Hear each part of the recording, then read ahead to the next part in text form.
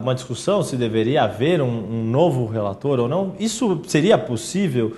Quer dizer, a partir do momento que o ministro Joaquim Barbosa assumiu a presidência da Corte, ele poderia repassar a função de relator para outro ministro? Sim, ele poderia ter optado por repassar a relatoria para outro ministro. E um detalhe bastante importante sobre embargos infringentes. Nos embargos infringentes, muda-se o relator.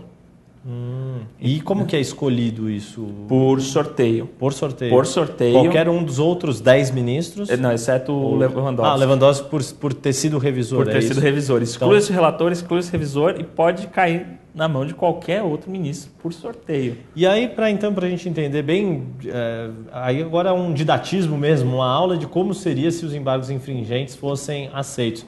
O mesmo relator relataria todos os recursos, Todos, é isso? Iriam todos para a mão de um relator, ele seria responsável por reunir todos os pedidos e garantir que eles fossem julgados da melhor maneira possível. Ele propõe para a corte uma sistemática, se é fatiamento, se não é, se é réu, por crime, por tipo de argumento e por aí vai. Mas cai tudo na mão de um relator só, que é responsável por garantir uma certa coesão, garantir que tudo vai ser julgado ao mesmo tempo e por aí vai. Mas seria realmente um mistério quem seria o relator, e o relator tem um papel fundamental porque ele tem o contato mais íntimo com o processo e ele, em grande parte, é responsável por instruir os outros ministros o que está acontecendo, quais são os argumentos razoáveis, quais são os fatos relevantes, o que está em jogo. Então, a influência no relator é determinante.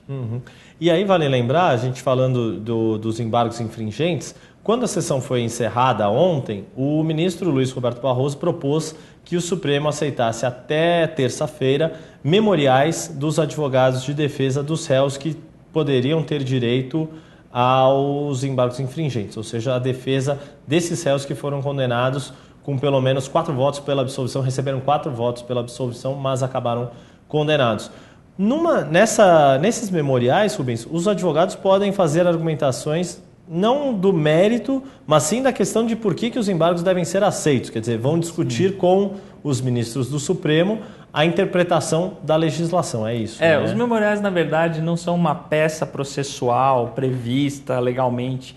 É algo que vem muito mais da prática e é uma forma dos advogados instruírem de maneira concisa juízes e ministros a respeito de algo bastante relevante do julgamento, enfim, que eles imaginam que, dentro de todos os fatos, merece um destaque especial. Né? Então, nenhum ministro está obrigado a dar esse prazo, nenhum advogado, se não atender, não vai sofrer consequência nenhuma.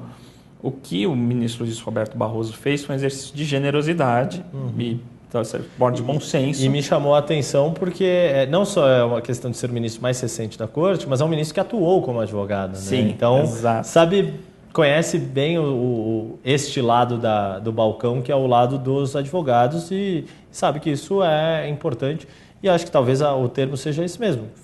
Tanto pareceu um termo de generosidade e razoável, que foi aceito de uma maneira unânime e muito rapidamente. Sim, né? muito rapidamente, porque não há nenhum prejuízo. Né? Na pior das hipóteses, né, os ministros só são mais bem instruídos sobre os argumentos dos advogados. E isso com uma agravante, que é o seguinte, né? Alguns acusados que poderiam ser julgados em embargos infringentes optaram por apresentar seus argumentos desde logo para a corte.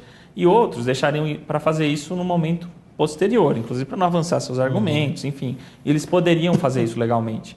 E a ponderação do ministro Luiz Roberto Barroso foi a seguinte: não é adequado e talvez não seja a coisa mais sensata do mundo se esses advogados, se valendo de uma prerrogativa legal, deixassem de apresentar seus argumentos para a corte a respeito de uma questão tão importante que é o cabimento dos embargos infringentes, que tem a ver com todo o exercício de direito de defesa dos réus. Então, eu vou deixar eles se manifestarem informalmente só sobre isso, ou seja, não apresentando o recurso, mas para dar as razões dele, claro, por que cabem os embargos infringentes.